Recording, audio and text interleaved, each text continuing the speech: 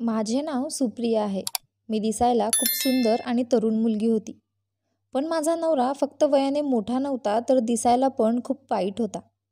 त्याला पाहून माझे मन आतून खूप दुःखी होते. पण माझ्या घरच्यांनी माझे लग्न लावून दिले. कारण ते खूप श्रीमंत लोक होते आणि माझे वडील सभ्यतेचा आत्मा होता. ते म्हणाले की माणसांचा स्वभाव महत्त्वाचा आहे. लोकांनी सभ्य असणे महत्त्वाचे आहे. रंग कायमचा राहत नाही आणि रूपरंगात काहीही नसते. जर एखादी व्यक्ती खूप श्रीमंत असेल आणि त्याचा चेहरा खूप चांगला असेल, पण तो आपल्या पत्नीची काळजी घेत नसेल, तर आपण त्याला आपल्या डोक्यावर ठेवून पूजा करू का? ते आपल्या उत्तरांनी सर्वांना चकित करत असत. बरं, लग्न झाल्यावर मी माझ्या नणंदेला पाहिलं. माझी नणंद माझ्या नवऱ्यासारखी काळी आणि जाड होती. बहीण आणि भाऊ दोघेही सारखे दिसत होते हे समजून घेतले तरी समान आहे. दोघांमध्ये फरक फक्त केसांचा होता.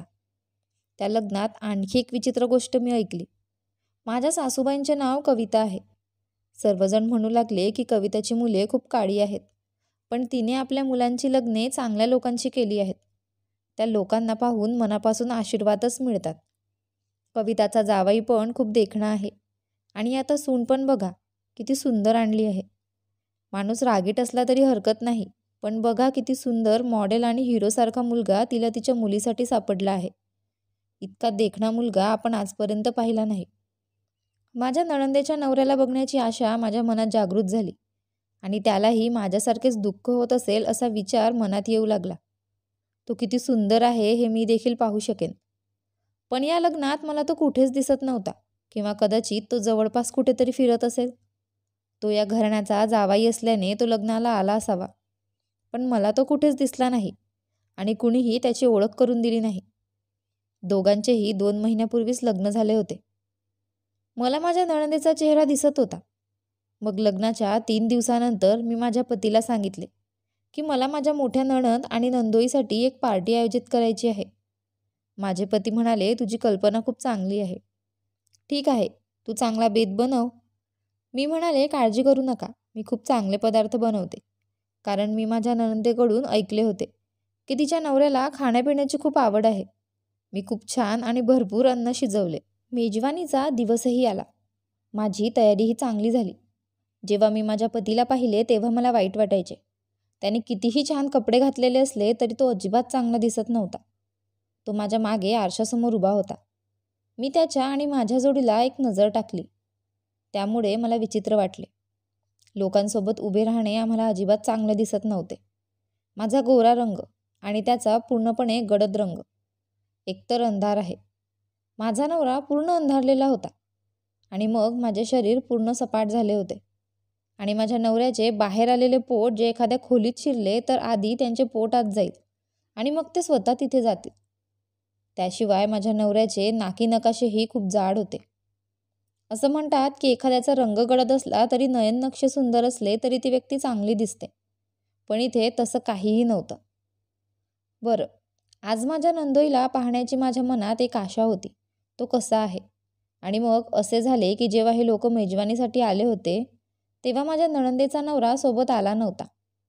मी म्हटल्यावर, तुझा नवरा आला नाही? तो परदेशात गेला आहे असे तिने सांगितले. त्याला परदेशात जायचे होते. मी म्हणाले की मी तुमच्या दोघांसाठी पार्टी तयार केली आहे. मेजवानी आटोपून ती निघताना माझी नणंद विचारू लागली, वहिनी, तू कोणत्या गोष्टीबद्दल बोलतेस? ते तुमच्या ट्रीटसाठी थोडा वेळ थांबू शकले असते. त्यांची तिकिटे आधीच झाली होती. ते गेले आहेत. मी म्हणाले, ते ठीक आहे. पण त्यानंतर माझे हृदय ढासळू लागले. माझ्या नणंदेसोबत तिचे सगळे सासरचे लोक आले होते. खाऊन पिऊन सगळे तिथून निघाले आणि मला वाटू लागले की काहीतरी गडबड आहे. शेवटी तो या कुटुंबाचा एक भाग आहे. परंतु आजपर्यंत मी माझ्या नणंदेच्या नवऱ्याला पाहिले नव्हते. एके दिवशी माझी सासू कुठेतरी जात होती. त्यांच्या हातात एक बॅग होती. मी चेक केले. बॅगच्या आत काय आहे? ती ही बॅग कुठे घेऊन गेली होती याचे मला आश्चर्य वाटले. मी म्हणाले, कुठे चालला आहात? तर ती म्हणाली की का विचारत आहेस? मी म्हणाले की मला पण घरी राहावेसे वाटत नाही. मी कंटाळले आहे. आपण एकत्र जाऊ. मग ती म्हणाली की मी माझ्या मुलीच्या घरी जात आहे. तू तिथे काय करणार आहेस? असो, तू त्या लोकांना नीट ओळखत नाही. ते माझे नातेवाईक आहे. जर तुझे मन अस्वस्थ होत असेल तर TV पहा. काही घरातील कामं कर. जर तू कामावर लक्ष केंद्रित केले तर तुझे हृदय चिंताग्रस्त होणार नाही. आणि जर तुझे हृदय खूप घाबरत असेल तर तुझ्या पतीला कॉल कर. माझी सासू एक विचित्र बाई होती, कदाचित जुन्या विचारांची. ती विचित्रपणे बोलली. एका प्रश्नाला ती 10 उत्तरे द्यायची. तात्पर्य निमित्त काहीही असले तरी तू येऊ नको. मी म्हणाले ठीक आहे. पण माझी सासू जी पिशवी माझ्या नणंदेच्या घरी घेऊन जात होती ती बघून मला आश्चर्य वाटले होते की तिच्या आत बरीच हाडे होती. खरं तर आमच्या कुटुंबातील आणि नातेवाईकांमध्ये प्रत्येकजण कोंबडीचे मांस खात असे. त्यामुळेच काल रात्री आमच्या घरी आयोजित केलेल्या मेजवानीत बरीच हाडे उरलेली होती. मी त्यांना कचऱ्यात टाकले नाही तर स्वयंपाकघरात बाजूला ठेवले होते. माझ्या सासूबाई एका पिशवीत माझ्या नणंदेच्या घरी घेऊन जाणारी ही हाडे होती. मला आश्चर्य वाटले, पण नंतर वाटले की कदाचित त्यांच्या घरात कुत्रा असेल ज्याच्यासाठी ती हाडे नेत असेल. पण मी माझ्या नणंदेकडून असे काही ऐकले नव्हते. पण ते माझ्या मनात आले, कारण रिकामे मन हे सैतानाचे घर असते असे मी वडिलांकडून अनेकदा ऐकले होते. मला दुसरे काही करायचे नव्हते. 1-2 दिवसातच मी माझ्या नणंदेला फोन करून तिची तब्येत विचारली आणि विचारले तुमच्या घरी कोण आहे. मग मी विचारले तुम्ही घरी कुत्रा पाळला आहे का. मला कुत्रे पाळण्याचीही खूप आवड आहे. माझ्या नणंदेच्या आवाजात दया आली. ती म्हणाली नाही, आमच्या घरात कुत्रा नाही. मला कुत्र्यांची भीती वाटते आणि माझे कुटुंब एकही कुत्रा पाळत नाही. मी पुष्टी केली की त्यांच्या घरात कुत्रा नाही. पण तरीही माझ्या सासूबाई त्या दिवशी हाडे का घेऊन गेली होती. ती फेकायला घेऊन जात असेल तर तिने घरातील डस्टबिनमध्ये फेकून दिली असती. पिशवीत टाकून सोबत घेण्याची काय गरज होती. माझी सासू इतकी चांगली पण नव्हती की तिला रस्त्यावर भुंकलेले कुत्रा दिसला तर ती त्याच्यासाठी ती घेऊन जाईल. असो, आम्ही एका कॉलनीत राहायचो. असा कोणताही प्राणी इथे मुक्तपणे फिरत नव्हता. ही खूप चांगली वसाहत होती. हा दिवसही निघून गेला आणि मी माझ्या मनातून त्या सर्व गोष्टी काढून टाकल्या. माझ्या कुटुंबातही लग्न होणार होतं. हे माझ्यासाठी पुरेसं होतं. जे लोक माझ्या लग्नाला आले नाहीत ते लोकही त्या लग्नाला उपस्थित राहतील. आणि जेव्हा मी माझ्या पतीसोबत तिथे जाईल तेव्हा त्यांच्याकडून मोठ्या गोष्टी ऐकायला मिळणारे लोक कमी नसतील. त्यामुळे काहीतरी निमित्त काढावे आणि तिथे अजिबात जाऊ नये असा विचार मी करू लागले. पण दुसऱ्या दिवशी पुन्हा माझी सासू हाडे घेऊन घराबाहेर पडली आणि यावेळी मी विचारले असता ती माझ्या नणंदेच्या घरी जात असल्याचे समजले. आता माझं मन थोडं वेडं व्हायला लागलं की काय होतंय माझ्या सासूबाईला. त्या रोज एवढी हाडे कशाला घेऊन जातात. ती माझ्या नणंदेच्या घरी ती हाडे घेऊन जायची आणि त्यांनी तिला विचारले नाही की ती हाडे इथे का आणलीत. आपल्या मुलीच्या घरी अशी गोष्ट कोण घेऊन का जाईल. मला काहीच समजत नव्हते. माझ्या सासूबाई माझ्या नणंदेशी सतत फोनवर बोलत असत आणि मी तिच्या जवळ जाऊन बसले की कुठेतरी गेले तर ती फोन घेऊन फिरायची. त्यामुळे त्यांच्या या कृतीमुळे ही आई आणि मुलगी काय बोलतात हे जाणून घेण्यात मला रस वाटू लागला की मी त्यांच्या जवळून गेले तर ते संभाषण बदलतात आणि दुसरीकडे जातात. मग एक दिवस गुपचूप मी ऐकून घेतलं, कारण दुसऱ्या दिवशी मला ऐकू येत नव्हतं. म्हणूनच मला काही गोष्टी समजल्या नाहीत. पण तरीही काहीतरी गडबड नक्की होती. माझी सासू म्हणत होती की मी सांगितले ते तू का करत नाहीस. अशा प्रकारे तो खराब होईल. त्याचे कुटुंबीय आमच्याशी खोटे बोलत होते. हे सगळं होणार आहे हे आम्हाला कसं कळणार. आम्हाला काहीच माहीत नव्हते आणि मला तुझं लग्न त्या घरात केल्याचा पश्चाताप होत आहे. माझ्या सासूबाई सांगत होत्या की ते आमचे नातेवाईक आहेत. याचा अर्थ माझी सासू खोटे बोलत होती. आणि मग एके दिवशी मी असे काही ऐकले की माझ्या पायाखालची जमीन निघून गेली. सगळ्यांसमोर माझ्या हातातून ट्रे खाली पडला आणि सगळे माझ्याकडे पाहू लागले. खरं तर माझी नणंद घरी आली होती आणि माझा नवरा बसला होता. माझ्या सासूने मला चहा बनवून आणायला सांगितले. मी चहा बनवून आणत होते तेव्हा माझ्या सासूने माझ्या नणंदेला काहीतरी सांगितले जे मी ऐकले. त्यामुळे सर्व भांडी खाली पडली. माझ्या सासूबाईंनी माझ्या नणंदेला विचारलं होतं की ती पतीला बांधून घेऊन आली होती की नाही. हे ऐकून खूप उशीर झाला होता की मला धक्काच बसला होता की एकीकडे माझ्या सासूबाई रोज त्यांच्या घरी हाडे घेऊन जायचे आणि दुसरीकडे ती विचारत होती की तिने आपल्या नवऱ्याला बांधले आहे की नाही. आजपर्यंत मी त्याला पाहिलेही नाही. तोही आला नाही. बायकोला न्यायलाही आला नाही. ना कुठल्या सण उत्सवासाठी घरात आला होता. माझ्या सासूबाई म्हणाल्या काय झालं, किती नुकसान केलं. मी म्हटलं मी चहा पुन्हा बनवते, कृपया मला माफ करा. ती म्हणाली ठीक आहे, पुन्हा चहा बनवून आण आणि हे सर्व स्वच्छ कर. मी रात्रीपर्यंत विचार करत राहिले. मग मी माझ्या पतीला एक गोष्ट विचारली. आणि त्याच्या उत्तराने मला खूप आश्चर्य वाटले. मी माझ्या नवऱ्याला मोठा प्रश्न विचारला. मी म्हणाले की तू किती चांगला आहेस. मी माझ्या घरी गेल्यावर तू मला न्यायला आणि सोडायला येतोस. पण तुझ्या बहिणीचा नवरा तो तिला न्यायला अजिबात येत नाही. माझे पती म्हणाले की तो खूप व्यस्त असावा. प्रत्येकाकडे तेवढा वेळ नसतो. माझ्याकडे वेळ आहे म्हणून मी येतो. आम्ही व्यस्त असतो तर मी पण घ्यायला आलो नसतो. मी म्हटलं तो आपल्या घरी पार्टीलाही आला नाही. तर मी म्हटलं की तोच काम करतो नाही का. माझ्या पतीने तो देशाबाहेर असल्याचे सांगितले. तर माझ्या सासूबाईंनी सांगितले की तो परदेशात गेला आहे. जर तो देशाबाहेर होता तर मग सासूबाई मुलीला काय विचारत होती की तिने आपल्या पतीला बांधले आहे की नाही. माझ्या नवऱ्याच्याही मनात आले नाही की तो देशाबाहेर असेल तर घरी कसा येणार. याचा अर्थ ते खोटे होते आणि खोटे लक्षात ठेवावे लागते, म्हणून ते पुन्हा पुन्हा सांगणे सोपे नाही. मी म्हणाले तुम्ही त्याला शेवटचे कधी पाहिले होते. तेव्हा तो म्हणाला की त्याला फक्त लग्नातच पाहिलं होतं. मी आश्चर्यचकित झाले. मी म्हणाले की तू पाहिलं नाहीस. मग तो म्हणाला की तू मला विचित्र प्रश्न का विचारत आहेस. त्यांच्या लग्नाला किती काळ लोटला आहे. तुझं लग्न झाल्यापासून तू सुद्धा 2-3 वेळा तुझ्या घरी गेली आहेस आणि मी फक्त एकदाच तुला न्यायला आलो आहे. मग तुझ्या घरातील लोकही मी येत नाही असं म्हणतील का. मी सॉरी म्हणाले आणि काही विचार करू शकले नाही. म्हणून ती असे बोलू लागली. ठीक आहे तू झोप जा, मी तुला त्रास देणार नाही. माझा नवरा म्हणाला की तू छान आहेस, मला तू आवडतेस, पण मला जास्त बोलणारी बायको आवडत नाही. त्यामुळे सरळ बोल. जर एखाद्या व्यक्तीचा चेहरा असा असेल तर असे बोलणे अजिबात बरं वाटत नाही. पण मी माझ्या नवऱ्यासमोर काहीच बोलले नाही, कारण मला त्याच्यासोबत राहायचं आहे. माझ्या आईवडिलांनीही मला सांगितले होते की माझ्या घरी आनंदी राहा, जीवन ही परीक्षा आहे. आम्ही तेच करण्यासाठी येथे आलो आहोत. प्रत्येकाला समस्या आहेत, याचा अर्थ त्या व्यक्तीने पडून जावे असे नाही. एके दिवशी माझी नणंद घरी आली तेव्हा मी तिला पाहिले. तिच्या डोळ्यात अश्रू होते. ती म्हणाली आई कुठे आहे. मी म्हणाले ती झोपली आहे. मी म्हणाले बसा, मी तुमच्यासाठी चहा बनवते. मी चहा आणला. मग मी तिला विचारले ती का रडते आहे. ती म्हणाली की मी रडत नाही आहे. वाटेत माझ्या डोळ्यावर काहीतरी गेलं होतं. हे जगातील सर्वात जुनं निमित्त आहे. अश्रू लपवावेसे वाटत असताना कोणीतरी हेच बोलतं. मी तिला म्हणाले काही अडचण असेल तर मला सांगा, मी तुम्हाला मदत करण्याचा प्रयत्न करेन. ती म्हणाली नाही, मला काही अडचण नाही. तिला मला काही सांगायचे नव्हते. सासू परत येईपर्यंत मला तिला वेळ द्यायचा होता. नाहीतर ती म्हणेल की माझी मुलगी आली आणि तू तिला एकटी सोडून तुझ्या खोलीत गेलीस आणि तिच्यासोबत बसलीही नाहीस. काही वेळाने तिने विचारले, तू चेहऱ्यावर काय लावतेस, तू इतकी सुंदर कशी आहे. तर मी म्हणाले की मी काही लावत नाही. खरं तर मी माझ्या आईवर गेले आहे. माझी आई खूप गोरी होती.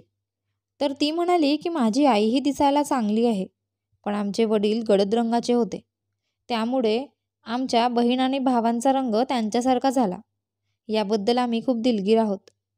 मी म्हणाले रंगात काय आहे, माणूस चांगला असला पाहिजे. माझ्या बाबांनीही मला तेच शिकवलं आणि या घरी पाठवलं. खरं सांगायचं तर मलाही सुरुवातीला खूप काळजी वाटत होती, पण तुझा भाऊ खूप छान आहे, माझी काळजी घेतो. ती असे म्हणू लागली की जर माणूस दिसायला खराब असेल आणि काळजी घेत असेल तर ती एक मोठी गोष्ट आहे. परंतु जर काही देखावा चांगला असेल आणि काळजी घेत नसेल तर त्यांचे चांगले स्वरूप काही उपयोगाचे नाही. मी म्हणाले की तुमचा नवरा तुमची काळजी घेत नाही. ती असे म्हणू लागली की मी माझ्या घरात आनंदी नाही असे मी म्हटले नाही. माझे पती माझी खूप काळजी घेतात आणि आपल्या घरातील सर्व लोकांचीही काळजी घेतात.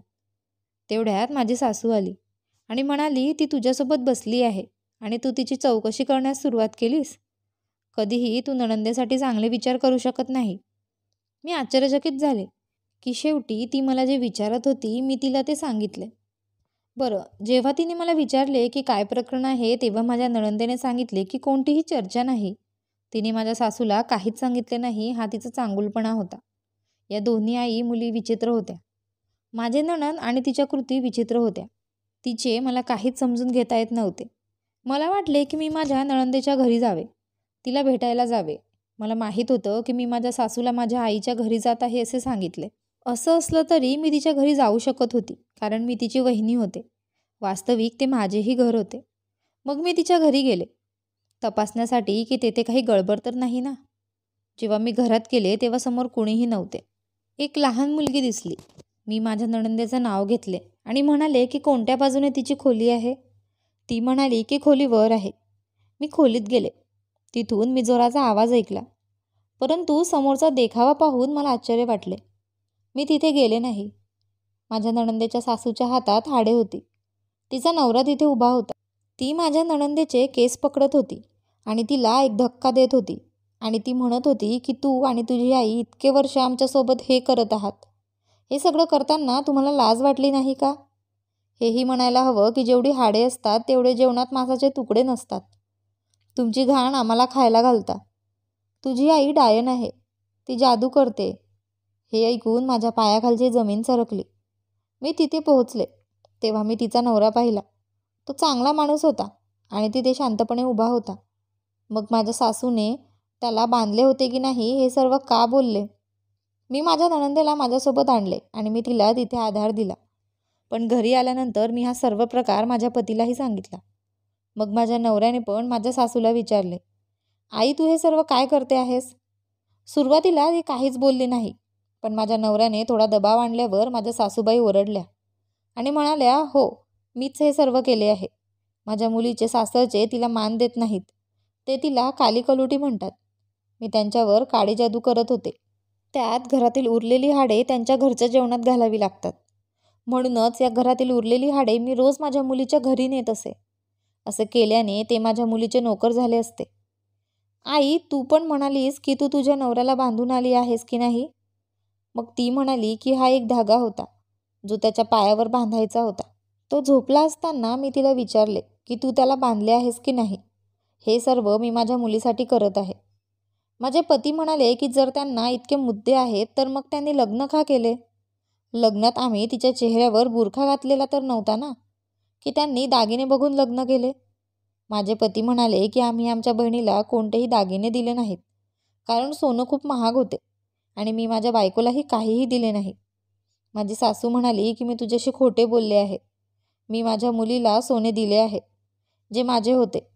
मी माझ्या मुलीला सोने दिले नाही, परंतु माझे सगळे दागिने मी मुलीला दिले, जेणेकरून तिचा आदर केला जाऊ शकेल. नवरा म्हणाला की तुमचे खूप वाईट लोकांशी संबंध आहेत आई. याने तिचे संपूर्ण आयुष्य उद्ध्वस्त होईल आणि तू जे करत आहे त्याचा काहीच उपयोग नाही. ही सर्व फक्त अंधश्रद्धा आहे, बाकी काहीही नाही. मी उद्या तुझ्या नवऱ्याशी बोलतो की जर माझ्या बहिणीला व्यवस्थित ठेवायची असेल तर ते ठेवा आणि जर तुम्हाला तिला ठेवण्याची गरज नसेल तर मला सांगा. नणंद म्हणाली की त्यांनी मला खूप मारहाण केली. आई आणि मुलगा दोघेही भेटले. मी त्याच्याबरोबर राहणार नाही. आई आणि मुलगा उद्या पुन्हा मला मारतील. आम्ही त्यांच्याशी बोलायला जाणारच होतो, पण ते स्वतः आमच्याशी बोलण्यासाठी आले. तो म्हणाला की आम्ही तुमच्या मुलीवर आणि तिच्या आईवर विश्वास ठेवू शकत नाही. तुम्ही आम्हाला आपली घाण खायला देत आहात. त्यानंतर कोणताही मार्ग नाही. आमचा मुलगा तुमच्या मुलीसोबत खुश नाही आणि तिच्याबरोबर राहू इच्छित नाही, म्हणून त्यांनी हे प्रकरण संपवले. परंतु ते गोष्टी परत करत नव्हते. मग माझ्या नवऱ्याला कौटुंबिक न्यायालयात खटला भरावा लागला आणि हा खटला माझ्या नणंदेच्या बाजूने होता. हा निर्णय तिच्या बाजूने होता. मग त्यांना सर्व गोष्टी परत कराव्या लागल्या, सर्व सोनेसुद्धा. माझ्या नवऱ्याने माझ्या सासूला समजावून सांगितले की परत असे कोणतेही कृत्य करायचे नाही. सामान आणि गोष्टी पाहून जे मुलीला स्वीकारतात आणि नंतर त्याच मुलीबरोबर वाईट मारझोड करतात, अशा लोकांवर फक्त एकच उपाय आहे, ते म्हणजे न्यायालय, ना की अंधश्रद्धेने भरलेली काळी जादू. माझ्या नवऱ्याला पाहून मला समजले की जर कोणी सुंदर असेल तर त्याचे वर्तन देखील चांगले असले पाहिजे. फक्त सौंदर्याचा काही उपयोग नाही. माझा नवरा काळा होता, पण त्याचे विचार खूप महान होते. त्याने हे सर्व प्रकरण हाताळले.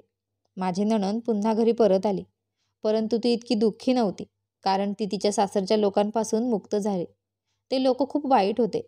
माझ्या सासूचे वर्तनही बदलले आणि आता ती माझ्या नणंदेसाठी चांगले नातेसंबंध शोधत होती.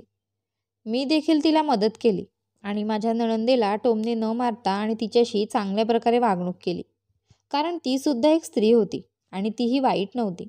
पण यातून मी एक गोष्ट चांगल्या प्रकारे शिकली होती की माझ्या वडिलांनी मला जे सांगितले होते ते बरोबर होते. माणसांमध्ये चांगला स्वभाव आणि सभ्यता हवी. आणि माझे पती खूप काळे होते, पण मनाने खूप चांगले होते. तुम्हाला ही कथा आवडली असेल तर व्हिडिओला लाईक करा आणि चॅनलला सबस्क्राईब करायला विसरू नका. भेटूया अशाच एका नवीन कथेत.